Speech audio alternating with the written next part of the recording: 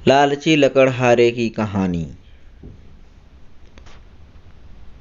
सोहनपुर गांव में रामलाल नाम का एक लड़का रहता था।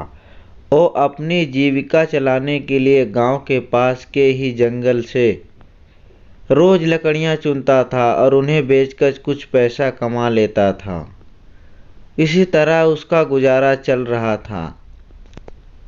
कुछ दिन के बाद रामलाल की शादी हो गई। उसकी पत्नी बड़ी खर्चीली थी, इसलिए अब उतनी लकड़ियों से बेचकर घर चलाना मुश्किल हो गया था।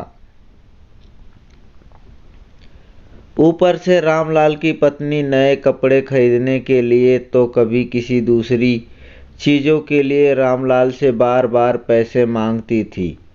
अगर पैसे ना मिले तो रूठ जाती थी। रामलाल अपनी पत्नी से बहुत प्यार करता था, इसलिए उसकी नाराज़गी बर्दाश्त नहीं कर पाता था। रामलाल ने ठान लिया कि वो अब ज़्यादा लकड़ियाँ इकट्ठा करके बेचेगा, ताकि उसकी पत्नी रोज़ पैसों की कमी ना हो।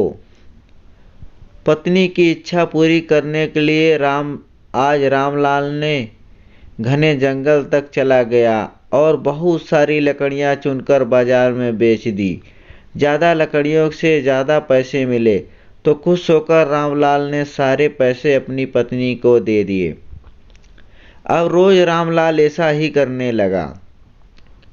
देखते देखते उसके मन में लालच इतना बढ़ गया कि धीरे धीरे पेड़ काटना भी शुरू कर दिया।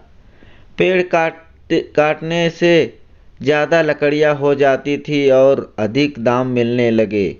लकड़हारा हर हफ्ते पेड़ काटता और लकड़ियों बेचकर मिलने वाले पैसों से अपनी पत्नी को शौक पूरे कराता।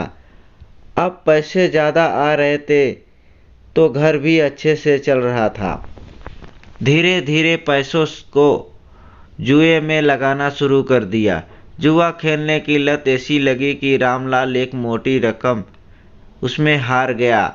अब उस रकम को चुकाने के लिए रामलाल ने एक दो मोटे मोटे पेड़ काटने का फैसला ले लिया।